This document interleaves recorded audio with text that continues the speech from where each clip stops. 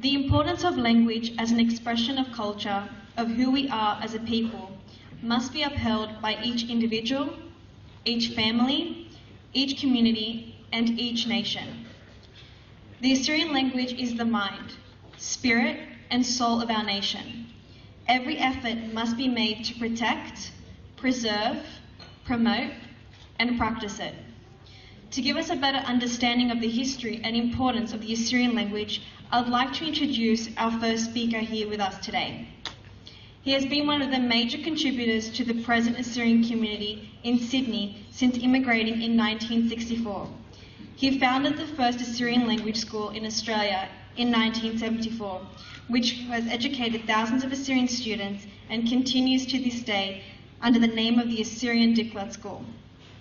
Over the years, he has helped establish Assyrian Australian Club in 1966, the Assyrian Australian Association in 1969, the first Assyrian Church of the East Parish in Australia in 1970, the Ninua Club in 1979, the Assyrian Language Program on 2EA Radio in June 1976. A prolific teacher and writer, he has had articles published in Artur newspaper, Ninua magazine, Khoyada magazine, the online Zinda magazine, and the Journal of Assyrian Academic Studies published in the USA. Here to discuss the history and evolution of the Assyrian language, including the many terms used to define it. He will delve into the current state of the Assyrian language and the need to preserve its usage in the diaspora, highlighting the importance of language as a strong cultural identifier. A teacher and prolific writer of the Assyrian language, please make him feel welcome, Rabi Philemon Darmo.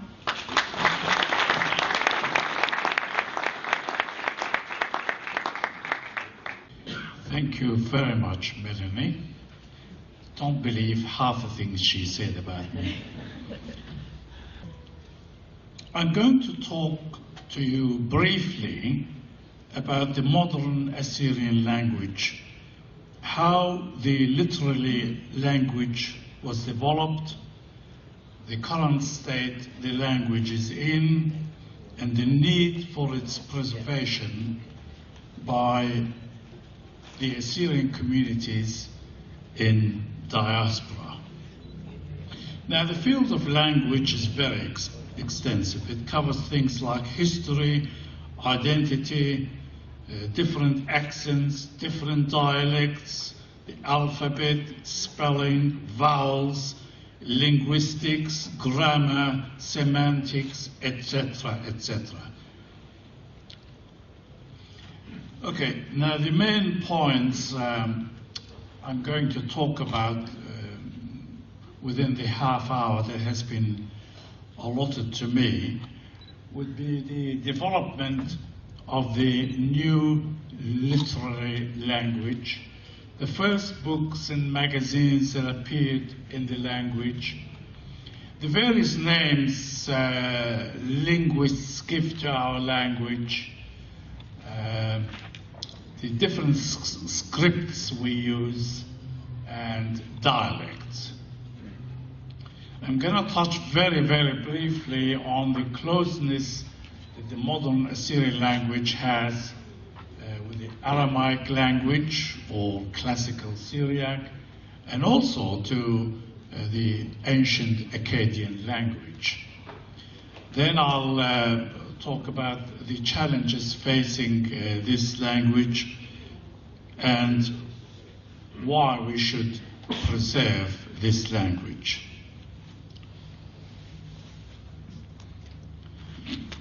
Now, because I'm going to mention the word Urmi a lot, I'd like you to see now a map of Urmi.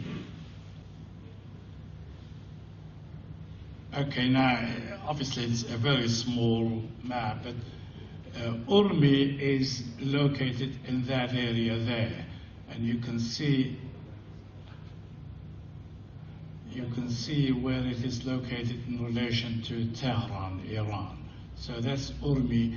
It's right on the northwest border that Iran has with Turkey. It's just to give you an idea where Urmi is located.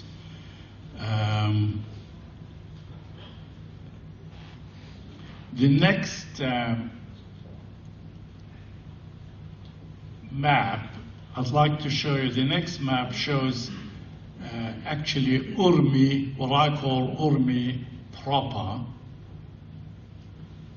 Yeah, you can see the city of Urmi, and with all the various villages that were around it. Now, also, the main source of the material I'm going to talk about, I took this from a book. I used this book as the main source for my paper. It is a book by Professor Helen Marie van den Berg of the University of Leiden in Holland. The book's title is From a Spoken to a Written Language, The Introduction and Development of Literary Urmia Aramaic in the 19th Century. This book is about 450 pages and includes a detailed description of the Assyrian language grammar. And you can download a PDF copy of the book. Also, Ninus Harun sent me a few links for which I am very grateful. Thank you, Ninus. Okay. The Presbyterian missionaries of the American Board of Commissioners for Foreign Missions, otherwise known as ABCFM, they arrived among the Assyrians of Urmia in 1835. That's about 180 years ago. Now, what did they find? They found that the written language that was used by the Assyrian community was what we call the classical Syriac, or the Aramaic language. And it was their main liturgical language. It was the main language used in the churches. And the only books that existed in the community were books written in this language. What they also found was the people couldn't speak or understand this language, the classical Syriac.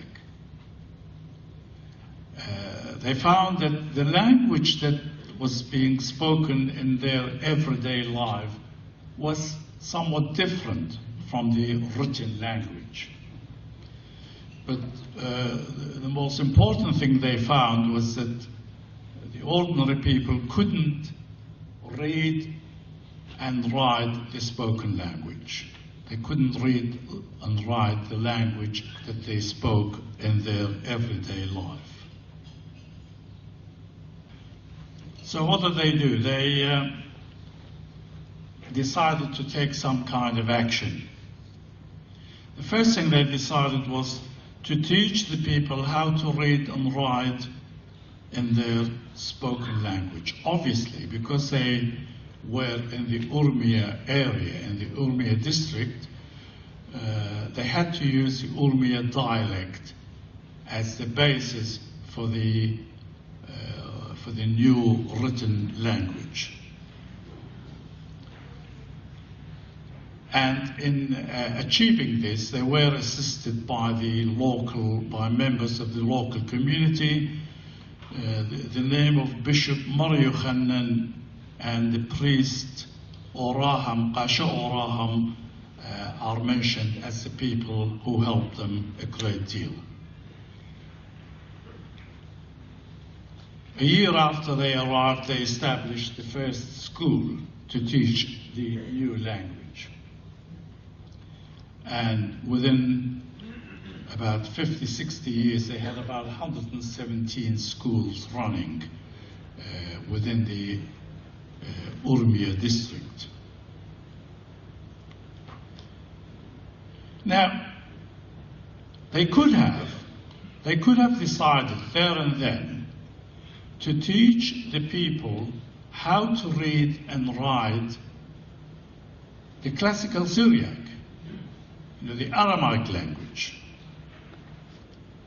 But they realized that the people couldn't speak that language. They couldn't actually understand and speak the Aramaic language. So they decided the best thing was to teach them how to read and write their vernacular language, the language which they spoke.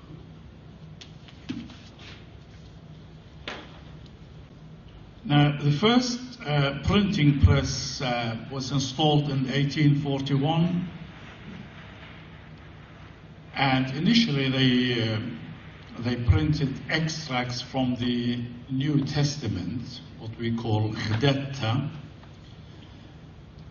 but they succeeded in translating the whole of the New Testament, the whole of Ghdatta, in the new language in 1846. And they also succeeded in translating the Old Testament, what we call Oreta, in 1852. But one of the most important events in the history of the development of the new literary language was the publication of a magazine called Zahrir al-Bahra, which means rays of light.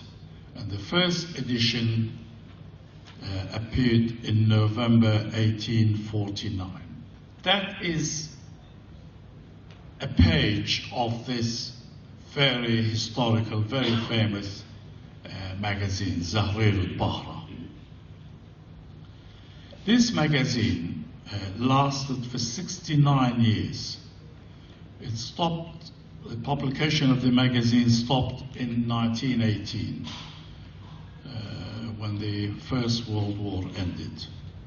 And it was believed to be the very first magazine of its kind published in the whole of Persia or Iran at the time.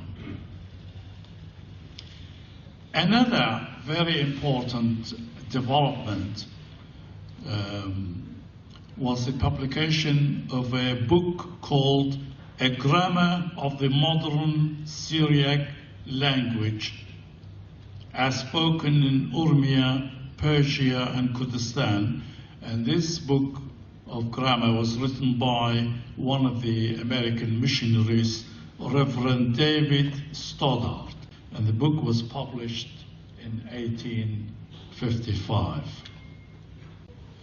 Now, the Presbyterian missionaries were not the only Western Christian missionaries who tried to help the Assyrian communities. We also had the Roman Catholic mission in Urmi. The Lazarist missionaries arrived in 1838, but initially they relied on printed material, on material printed by the Presbyterian missionaries for teaching the language in their schools, until the well-known Assyrian member of the Roman Catholic Church, Paul Bajan, he brought the first press in 1861, and then they started printing their own books. Two of the books that are worth mentioning that came out of the Roman Catholic Church were two books by Martuma Odu. The first one was the dictionary, his dictionary, Simtet Lishana Suryaya, the treasure of the Syriac language. It's actually a dictionary, a very famous dictionary, Syriac to Syriac. And Martuma Odu also published a book about the modern language grammar, which he called Grammatiqet Lishana Swadaya, the grammar of the Vernacular Syriac, and this came out in 1905. Then came the Anglican missionaries from the Anglican Church in England. They sent various missionaries during the first half of the 19th century, but the most effective one was the one that came in 1886. And they printed a large number of books dealing with history, grammar, and so on. Again, of the books that came out of this mission, the two which I think were most valuable were written by an Englishman, a linguist, Arthur John Maclean. One of them was called The Grammar of the Dialects of Vernacular Syriac. This came out in 1895. But Mr. Maclean also published a dictionary called Dictionary of the Dialects of Vernacular Syriac in 1901. Now, this was a very brief history, a very brief introduction of how this new modern Assyrian literary language came into being. Linguists, Western linguists, have given various names to our language. Some have called it Neo or New Aramaic, Aramaya Khata. Some have called it New Syriac, Suryaya Khata. Some have called it Vernacular Syriac, Suryaya Swadaya. Some have called it Modern Syriac, Suryaya Daraya. All of these names refer to the one language, which is the Assyrian language, Lishana Aturaya. All of them refer to the Lishana Aturaya. Now, we Assyrians, we prefer to call it Lishana Aturaya, simply because it's a language spoken, read, and written by the Assyrian people. In linguistic circles, we sometimes add the word modern, as I have been doing, to distinguish it from the ancient Assyrian Akkadian language. So we say modern Assyrian language, or Lishana Aturaya Daraya.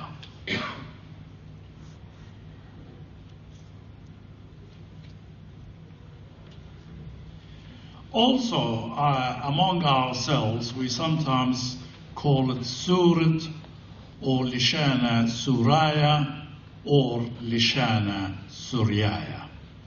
As to the two names Suraya or Suryaya, when you actually write these two names, as I have done there is a letter Alab at the front of the name. But you see that thing above the S, that is silenced the letter. In other words, we don't pronounce it. We just say Suraya or Suryaya. But if we didn't silence the letter, we would be saying Asuraya or Asuryaya. These names are based on the way the name Aturaya is pronounced in Latin, Greek, Persian, Armenian, and Arabic language. We prefer the name Aturaya, Lishana Aturaya. As to the liturgical language, the language that we use in our churches, linguists refer to it as classical Syriac, Suryaya Klassikaya. Some of them call it Lishana Aramaya or Aramaic, and a lot of us still refer to it as Lishana Atiqa, which means the old language, and I'll come to that later.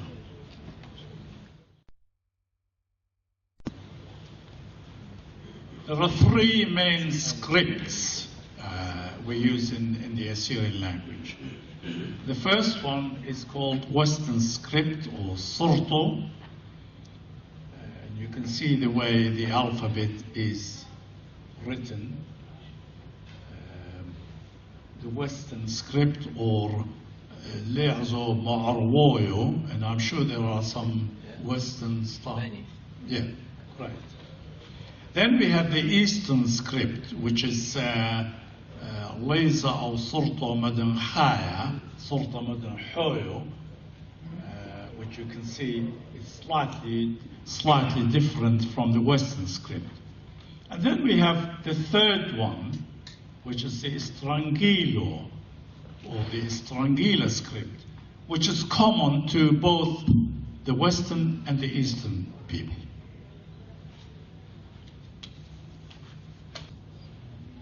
The dialects that we use within the Eastern group are further divided into subgroups. For example, there is the Urmia dialect group.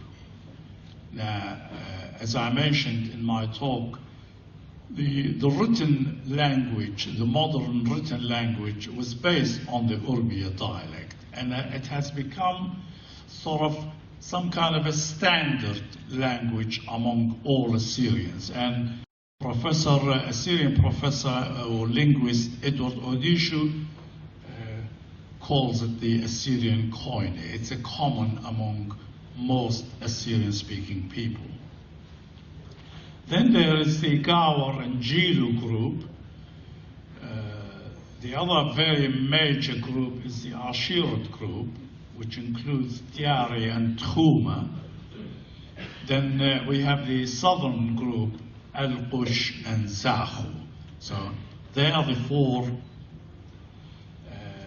major dialect groups that we use within the Assyrian or the Madankhaya Leza.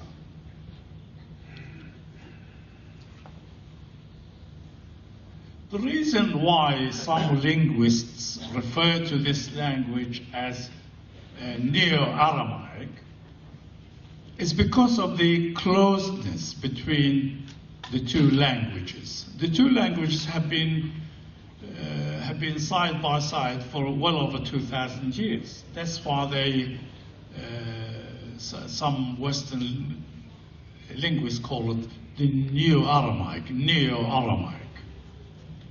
So that's one point of closeness between the two languages. The other one is the verb roots. There's a great deal of similarity between them. There are thousands, if not many hundreds, of common nouns and adjectives between the two languages. The Aramaic language is also the main source of vocabulary for the new language. The major difference, the major difference between the two languages is in the verb inflection. A verb inflection is when you modify a verb to reflect tense, whether it's present, past, or future tense, whether you're talking singular or plural, or whether we're talking gender, feminine or masculine. Now, in the verb inflection, there is major differences. There are major differences.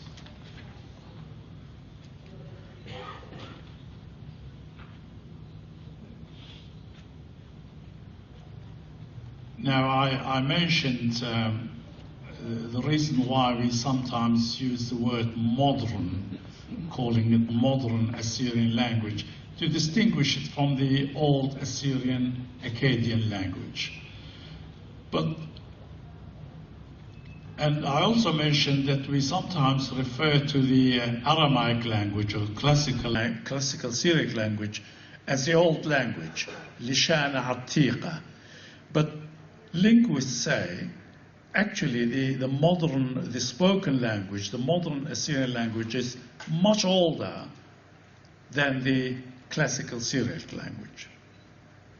And I picked up a few words from a list of words published by AINA, which is Assyrian International News Agency.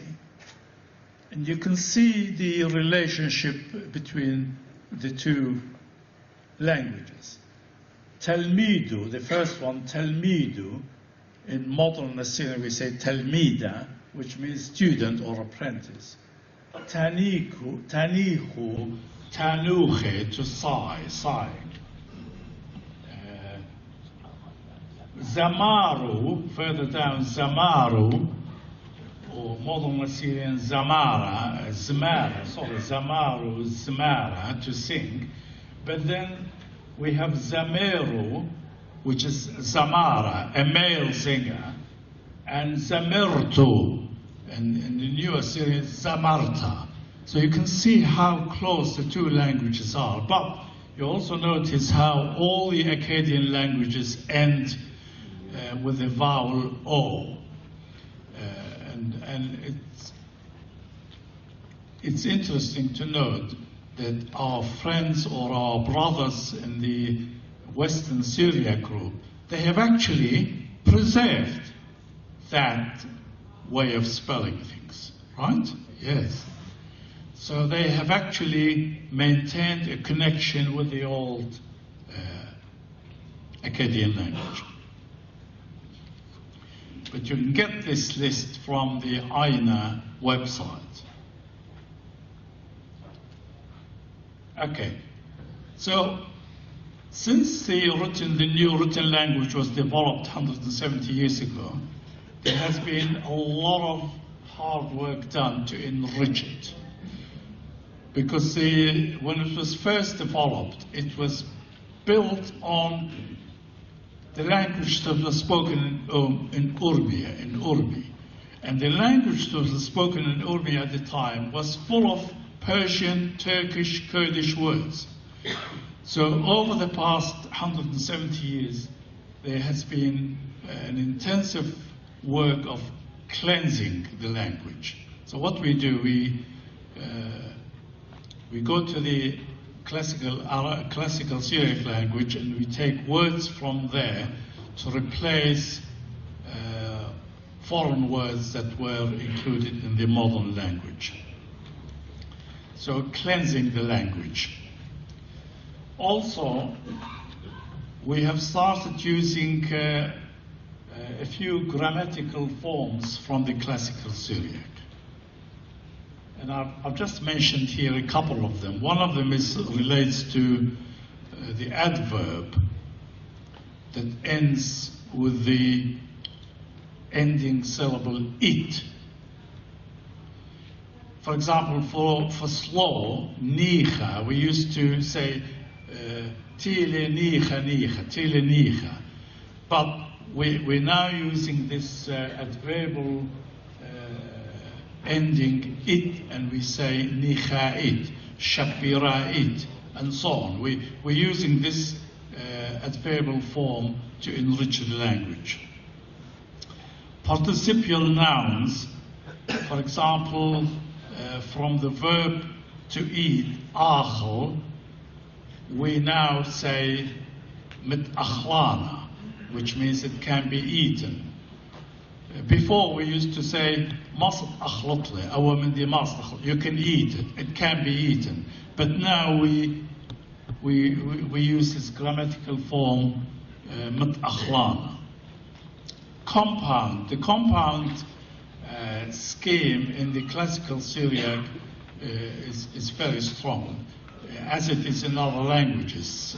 English, for example, telephone, television. Now we use that to enrich our modern language. For example, when I came here 50 years ago, we didn't have a word for weekend.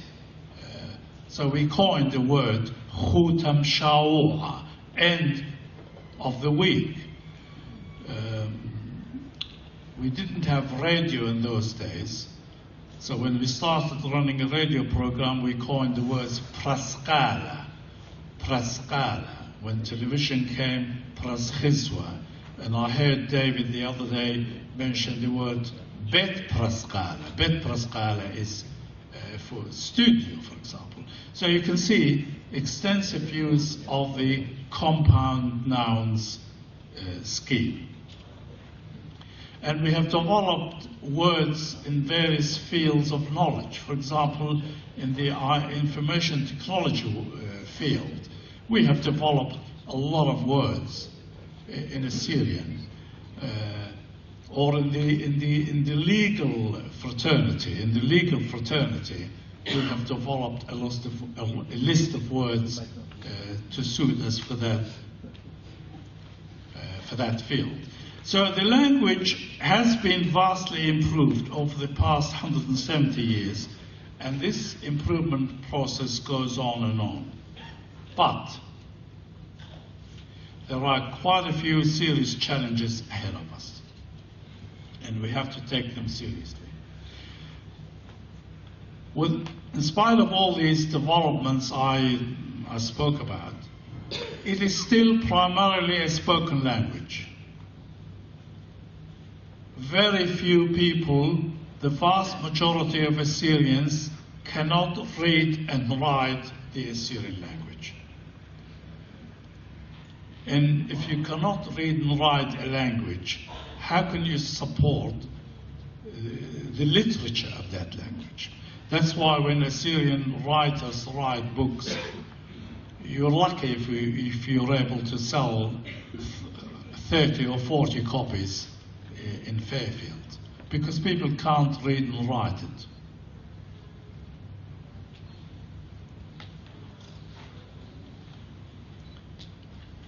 It is an endangered language. You know, there's no incentive for people to learn it, especially among the new generation, among the rising generation.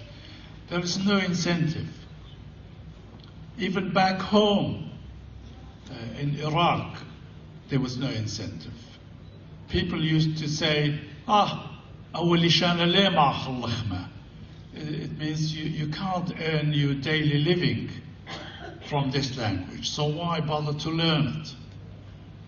So it's really endangered.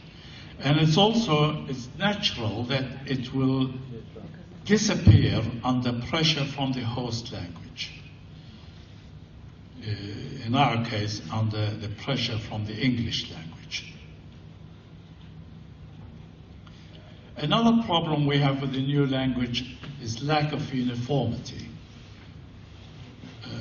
People who speak the Al-Qush dialect or the Tiari dialect, they're not happy with the certain features of the Urmiya dialect, which I personally agree with, because those two dialects are closer to the classical Syriac or Lishana Aramaya than the Urmiya dialect. So there is no uniformity. So therefore, I would place the Assyrian language in the list of endangered languages. Now, UNESCO classifies endangered languages or puts them into 5 categories. Unsafe, definitely endangered, severely endangered, critically endangered, and extinct. Unsafe is if children speak it, they only do so at home. Once they leave home, they don't speak it. Definitely endangered when children do not learn their native language as a first language at home. Severely endangered, children do not learn the language at all and don't understand it. Critically endangered, neither children nor their parents speak or understand the language. And extinct, there is no one living who still speaks the language. In my estimation, the Assyrian language at the moment is in the unsafe category. So what do we do? Why we should preserve the language? Because language gives voice to cultural identity. If we lose our cultural language, it means we lose our cultural identity. Now, we better be absolutely sure about that, especially our younger community. If we lose our language, we lose our Assyrian identity. Language provides a sense of commonness. Now, one of the things that has brought us all together today is that sense of commonness. Absence of cultural language results in isolation and segregation. Cultural art and music are tied into the language, and you're bound to lose these if you lose the cultural language.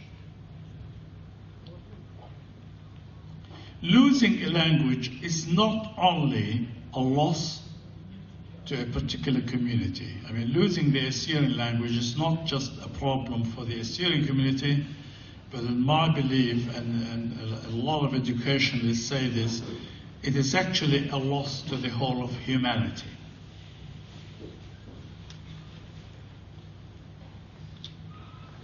When you lose your cultural language, you lose the benefit of bilingualism. Bilingualism is a good thing for students. It improves their ability to understand things better. And a cultural language links one generation to the next. So these are all the reasons why we should all endeavor to preserve our language. So what do we do? Well, here are a few hints, a few points that I am coming up with, but we can have a lot of seminars and conferences to come up with ways and means of preserving our language. Especially to the younger people, what you can do is to learn not just how to speak the language, but also to read and write the language. And you have to start buying, you have to buy a lot of Assyrian books to support Assyrian authors. We have to use a wider and better use of internet and the social media. We should have spell check dictionaries on the internet. We should have more online dictionaries. I know of at least 2, but we should have a few more. We should lobby universities to carry out Assyrian studies, to establish chairs in the promotion of the Assyrian language. We should have more Assyrian English dictionaries. At the moment, we don't have any, but I know of 2 that are in the process of being developed. So we should also have a language academy. This language academy would install some form of uniformity within our language. Or when I come up with a new word, say for weekend, they will approve it, and then everybody else will abide by their decision. What we should do also, we should lobby governments in the countries where we live to help our language. For example, in New South Wales, we should lobby the Board of Studies to accept the Assyrian language as an HSC subject. I mean, these are a few things we can do to prolong to prolong the life of the language and hopefully to preserve it. Now, I'll close my remarks by quoting a few thoughts of Professor Werner J. Kernes. Professor Kernes, she's very active in Aboriginal education in Canada. It was one of the papers that Ninus sent me. Now she says language is the mind, the spirit, the soul of a people. And I believe that is as true for the Assyrian people as it is for Aboriginal communities. Preservation and use of our language means respecting the natural order of the Creator. She brings spirituality into it. You know, she says the existence of a language, it is part of the natural order of the Creator. And what happens to this Creator's law? She quotes from a Canadian Aboriginal elder who said, what would happen to the Creator's law if the robin or the nightingale, whatever you want to call it, couldn't sing its song anymore? That's what will happen if we let the Assyrian language die. Thank you very much for your attention.